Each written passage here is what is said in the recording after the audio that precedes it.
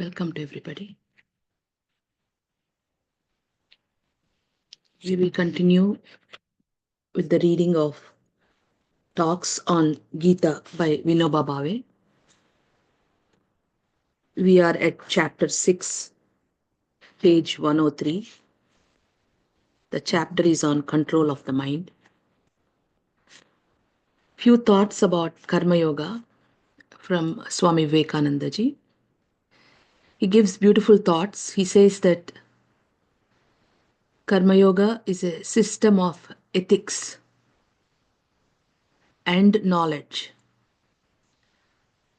And these ethics and knowledge are intended to attain freedom, liberation, through unselfishness and good works. This is his definition of Karma Yoga.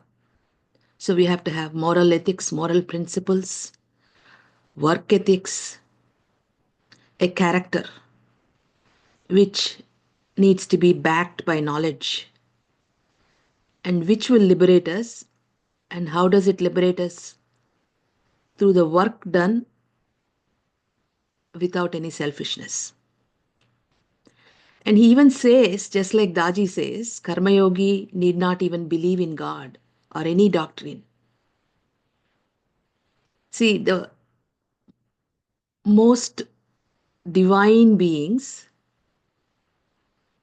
are able to say that you don't believe in anything.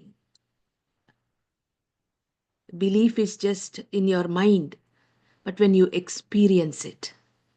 And that he says that you can experience the divinity without even having any doctrine, any belief system, any religion, through a character backed by correct understanding, right understanding, and work with no selfishness. So he says that we have our own special aim of the Karma Yogi has a special aim of realizing selflessness, and he has to work it out himself. You have to arrive at that state of selflessness, because in the beginning it is very difficult for us to work without selfishness. Even when we share something with others, it is in some level we are being selfish to show what we know rather than what helps them. There, if we come to realization, the act has to become totally selfless to make us understand. That is why when Daji speaks, his words are simple, because he's not trying to show his knowledge to us. He wants to help us, he wants us to get it, how to reach this ultimate goal. That is the beauty of the masters, how they exhibit their character of selflessness. Because some gurus, if you see, they're talking about so many Vedas and Upanishads and so many scientific knowledge, and you hear this old man like a Babuji or a Daji. I mean, their words are so simple, but it just touches us. It gives us the essence.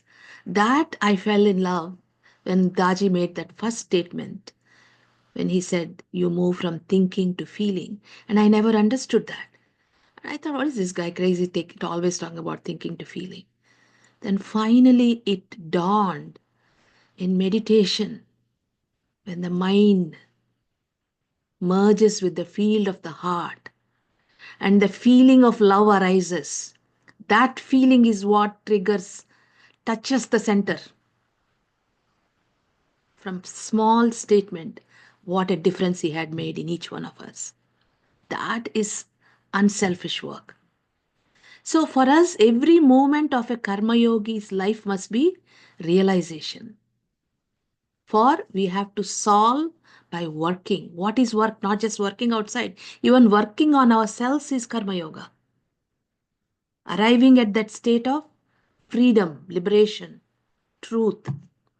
So a karma yogi learns through selfless work. A knowledgeable person, a jnani, may acquire it through knowledge, and a devotee may acquire it through bhakti or devotion.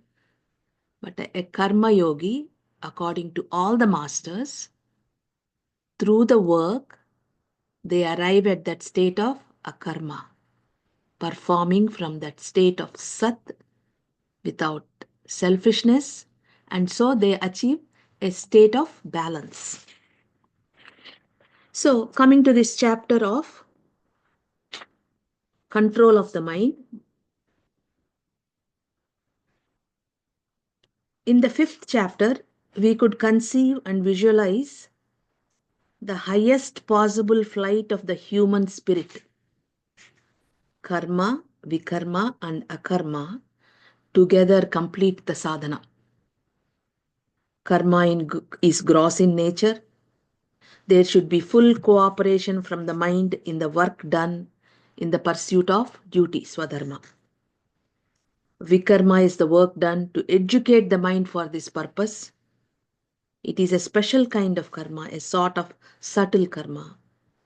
And karma and vikarma both are necessary. While doing them, ground is prepared for akarma. We have seen in the last chapter that karma and sannyasa become one in the state of akarma. It has been restated at the beginning of this chapter that karma yoga and sannyasa, although their standpoints appear different, are one and the same. Difference lies only in the way of looking at things. The chapters that follow deal with the means to reach the state described in the fifth chapter. Many people have a misconception that spirituality and spiritual texts like the Gita are only meant for the ascetics. I once heard a gentleman commenting that he was not an ascetic, which implies that ascetics belong to a particular species of animals like horses, lions, bears, cows, etc. And spirituality is meant only for them. Others engaged in mundane affairs belong to a different category with thoughts and ways of their own. This distinction has led to a hiatus between ascetics and worldly man. This is where Daji is integrating us. There is no such thing as material life and spiritual life. It is life. You live life from the spirit, place of the spirit. So everything becomes one. You integrate everything. Lokamanya Tilak has drawn our attention to this in his Gita Rahasya. I wholeheartedly endorse Tilak's view that the Gita is for ordinary people engaged in worldly life. In fact, the Gita is for the whole world. All the practices and means adopted in the course of the spiritual pursuit are meant to be followed by everyone. Spirituality, in fact, teaches how our daily life can be purified, leading to contentment and peace of mind. This is what heartfulness does for us. Our day to day life, it teaches us how to live day to day life. We begin by bringing the mind to centeredness, stillness, where the senses are cleansed and come to a state of balance. And in that state of balance, we try to perceive the ultimate divinity in the heart and begin our day with that feeling of love in our heart. Spirituality is teaching us how to live life. Then we go about doing all our duties that we are supposed to perform. We don't shun away from our duties. We live, we enjoy the life, we enjoy the children, we enjoy the food, we enjoy the husband, we enjoy our work, we enjoy our friendships. Nothing is negated. But at the end of the day, we purify ourselves as we partake the food in prayerful way. When we partake that food becomes energy for us, real energy. So we are taught in spirituality, we are taught to live life in balance and in peace. And this is the same thought Vinobha Bhave is expressing. Spirituality, in fact, teaches how our daily life can be purified, leading to contentment and peace of mind. That's why when we go to bed in our prayerful state, repenting for any mistakes that we have done during this day, knowingly or unknowingly, there is peace in our heart and we sleep in the lap of divinity itself. The Gita is meant to teach us how worldly life can be purified. So the great masters, whether it be Lord Krishna or Jesus or Allah or All our masters. This is what they're all trying to teach human beings. Because humanity has lost its way, from time to time, wherever they are, they teach. The Gita is meant to teach us how worldly life can be purified. At whatever level you may be engaged in the world of practical affairs, the Gita comes to you. But it does not want you to remain there. Holding your hand, it will take you to the ultimate destination of self realization. There is a famous saying that if the mountain will not come to Muhammad, Muhammad must go to the mountain. Muhammad is anxious to see that his message reaches even an inert mountain. This is the heart of the masters. The mountain is inert, so Muhammad would not keep waiting for it to come to him. This is also true of the Gita. The Gita will come to the lowest of the low, to the poor and the weak and the ignorant, not to keep them in that state, but to grasp them by their hands and lift them up. Its only desire is that man should purify his daily life and reach the ultimate state, the final destination. In fact, this is the very aim and the object of Bhagavad Gita. Therefore, never consider yourself a mundane, ordinary being caught up in samsara, in the worldly life. Never raise a fence around you, confining yourself to where you are. Do not say with despair, "What can I do? This body measuring 3.5 cubits is all that I am." Do not remain in the prison of your own making and lead a beast life like existence. Gear up to your spirit to move ahead, to rise higher and higher. Let a man raise himself by his own self. Let him not debase himself. Have confidence that you would certainly raise yourself to great heights. This is what we are trying to do. Fix the goal to be one with the ultimate. That is why we are saying, Thou art the real goal of human life, because we are aiming the highest.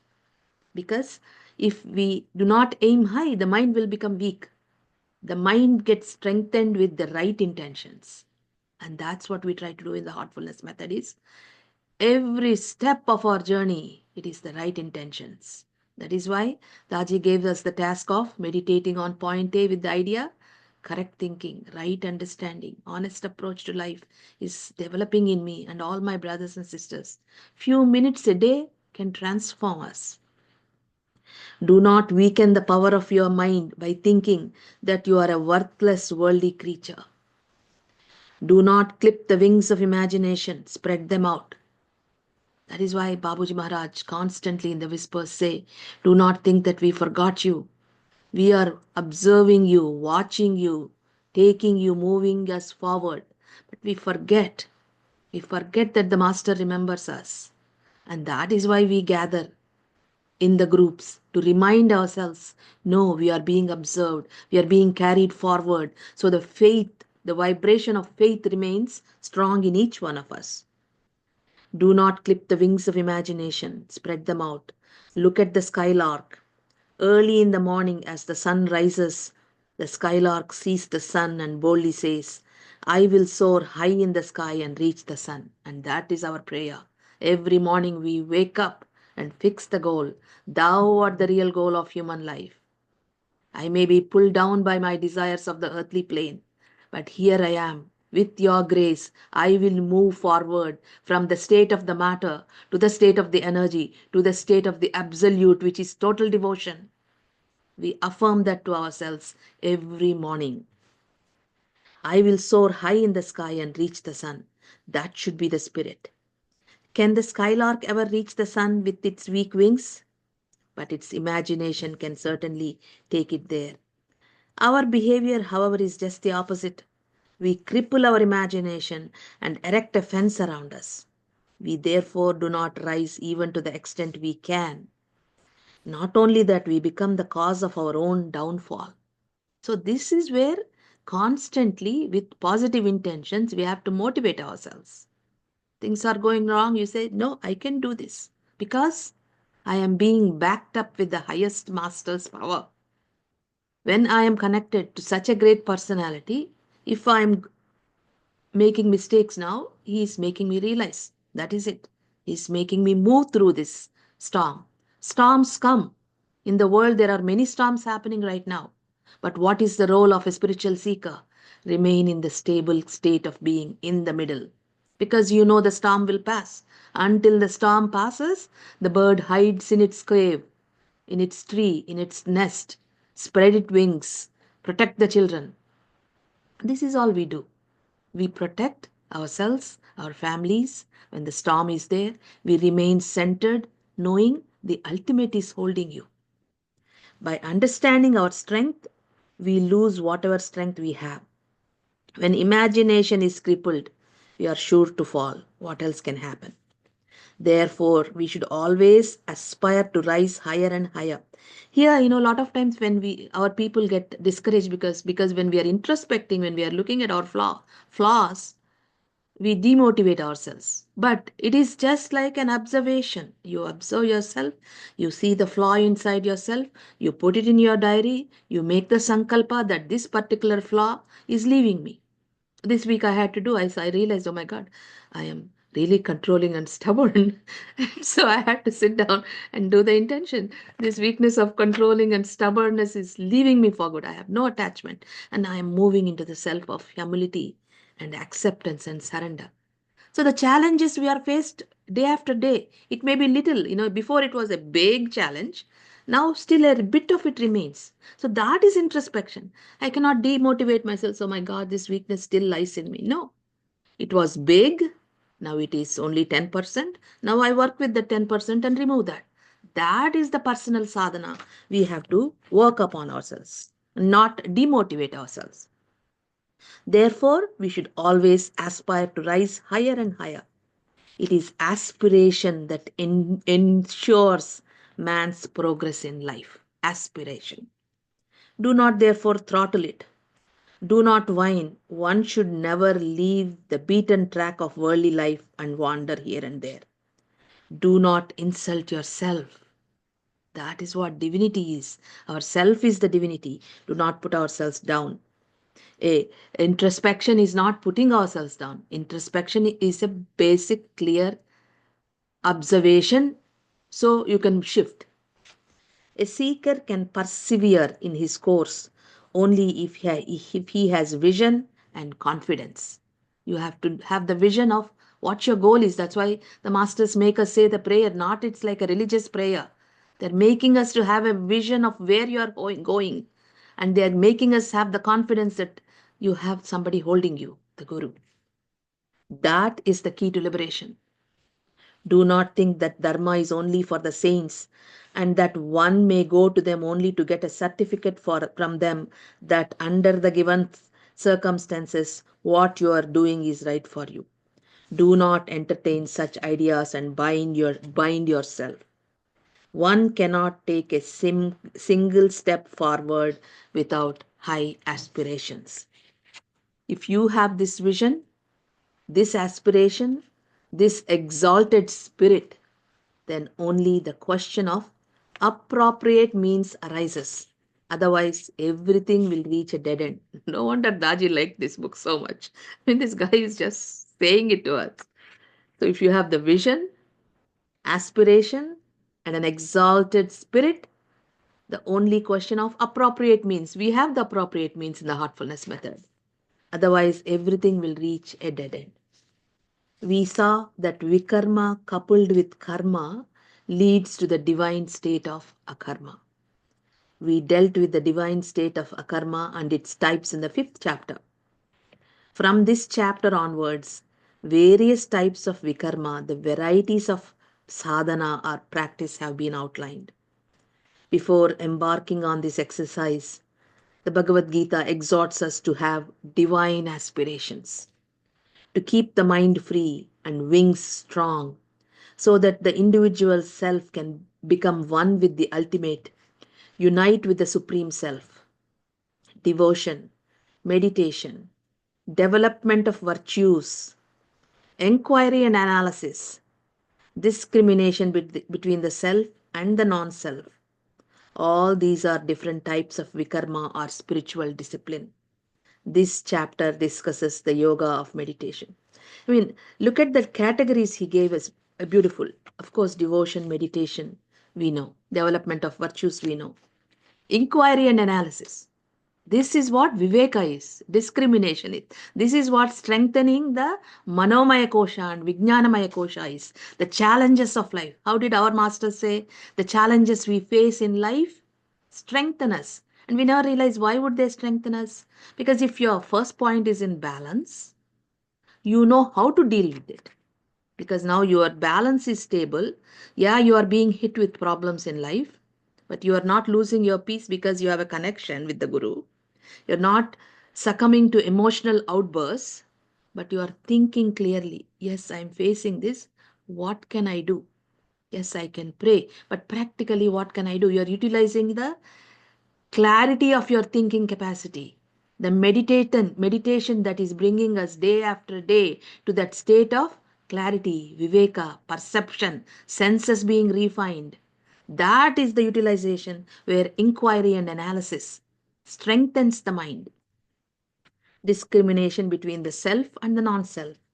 All these are different types of spiritual discipline. This chapter discusses the yoga of meditation. We'll read one more paragraph.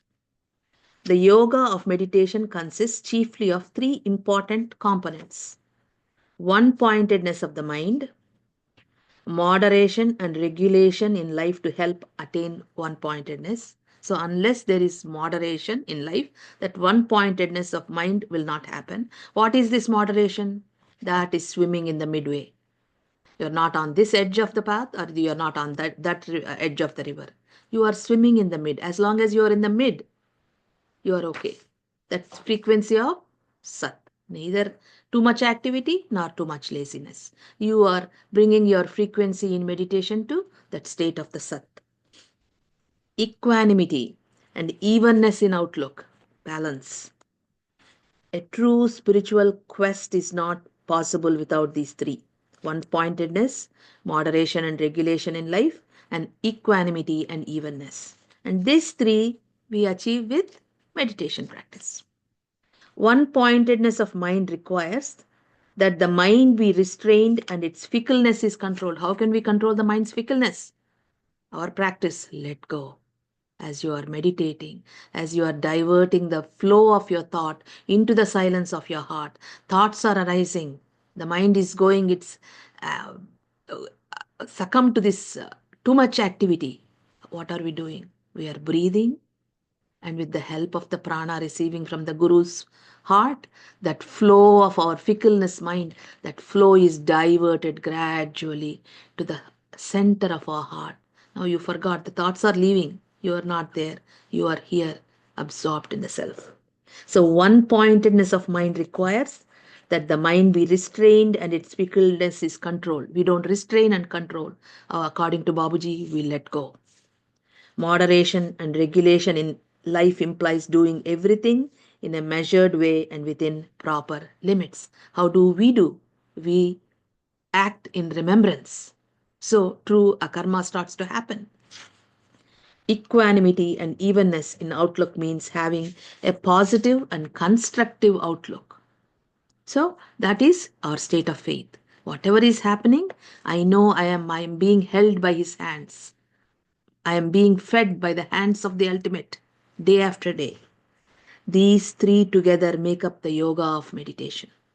There are two means to achieve these three: abhyasa, constant practice, and vairagya, non attachment.